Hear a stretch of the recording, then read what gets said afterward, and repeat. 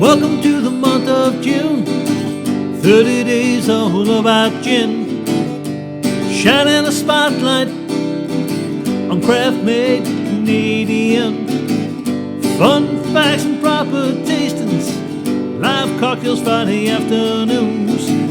Discover 14 different brands and be influenced by me. Song for a roll. That's right, I'm a song for a roll. Hello everyone, and welcome to the 8th day of June, my 30-day salute to gin during the month of June. So today we are continuing to shine a spotlight on Canadian gin.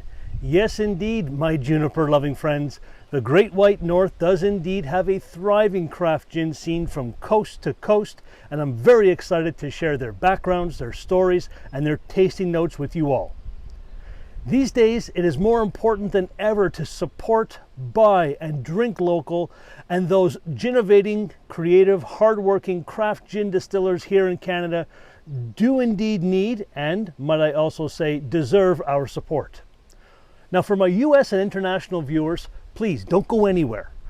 While you may not be able to find or purchase all of the Canadian gins that I'm going to be showcasing, I do believe there's a lot you can learn from my videos that will hopefully change the way you look at gin and hopefully also inspire you to seek out and try some local craft gins being made where you live.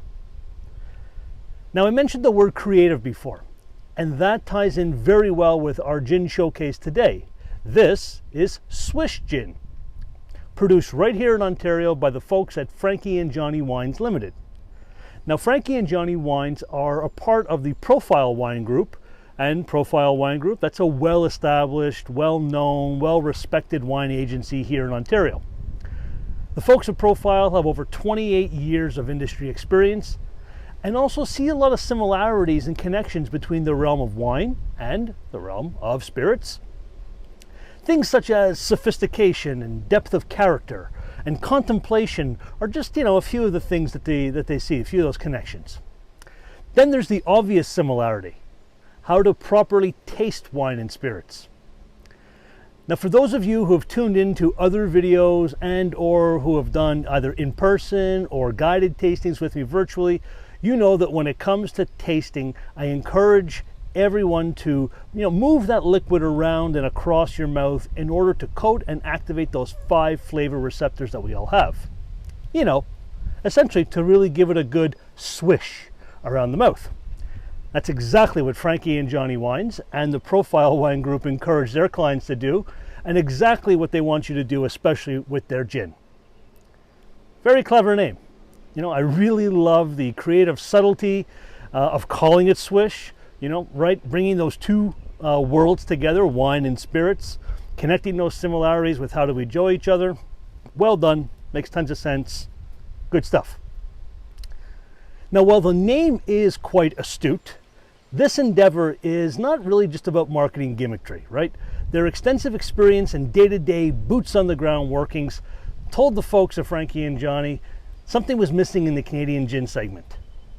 A smooth and premium tasting Canadian gin that was not only affordable, but that would also be intriguing and captivating to those that are interested by the traditional styles of gin out there.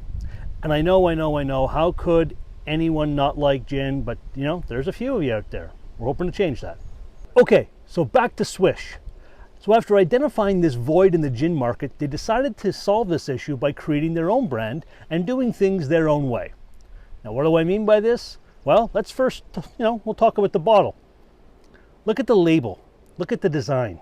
It's simple, it's clean, not noisy, right? There's not a lot of distractions going on here, just the label and the name. Now, building on that same less is more philosophy, they use the same approach in their gin recipe by using only 5 botanical ingredients. And then they're calling this a Canadian gin with a twist, right?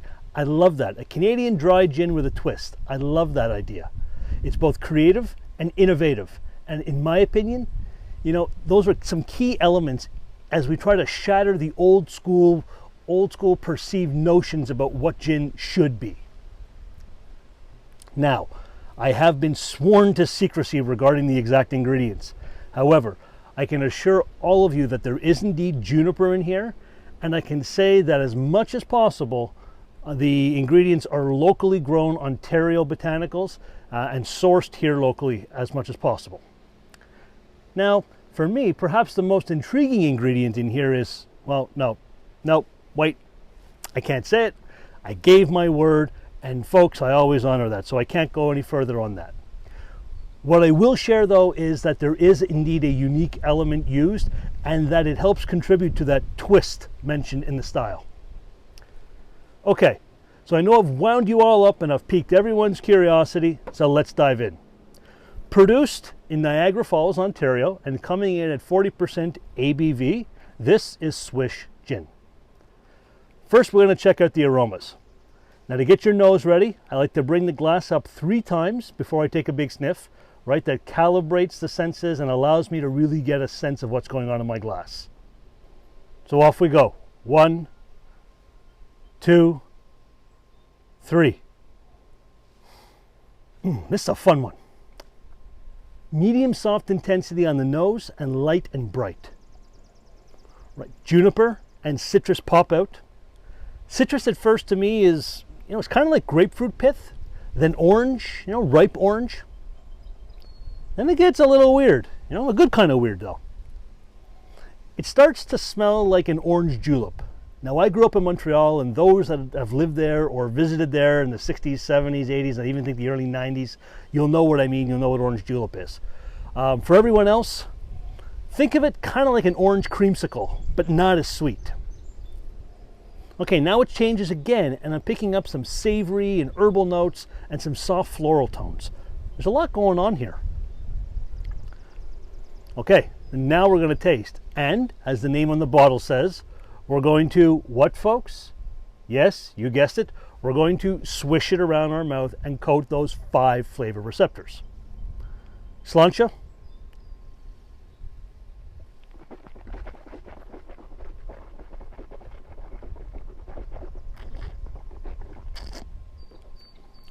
Alrighty. Soft, mild, and while not bone dry, it's not a sweet gin either. Right? It's back to that dry with a Canadian twist style that they talk about. The orange julep, right, that kind of creamy orange vanilla creamsicle note comes through again, but again, it's not really sweet.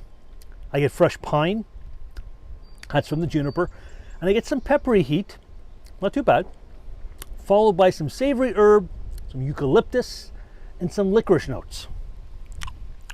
It's a medium short finish on the palate. Overall, it's a lot of fun, that's for sure. Now, some gin purists may raise an eyebrow or two at this, even though they shouldn't, but that's not the target audience anyways. This is a gin aimed squarely at those who say that they don't like gin, especially, but certainly not exclusively, the younger 25 to 40-year-old demographic. It's very different, very tasty, and quite intriguing. And hey, all you fuddy-duddy traditionalists out there regarding gin, lose those preconceived notions. Come on, folks, open your minds and open your palates. Alrighty, so for you, the viewers, like what you're hearing? Wondering how you can put a little swish in your life? Well, it is available at select LCBOs across Ontario, stock number 17932, but perhaps the best place to source your supply is from Profile Wine Group directly. Right? Couldn't be easier. Just visit their website at profilewinegroup.com. A very reasonable and affordable $37.95 per bottle, 750 milliliter bottle. And Profile Wine Group is now, as of this week, offering air miles.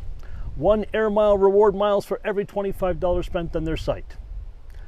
Also, check out Swish's Instagram account to stay up to date with what's going on with those folks. I've been told there's some very exciting news coming soon, so don't miss out. Give them a follow, swish.gin on the gram. Couldn't be easier.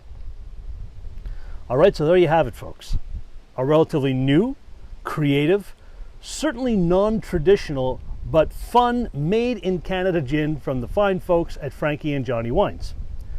Tomorrow I'll be showcasing and tasting another Canadian-made gin, and on Friday I'll be live at 5 p.m. Eastern Standard Time here on Instagram making cocktails with each of the gins that I talk about this week, so mark those calendars.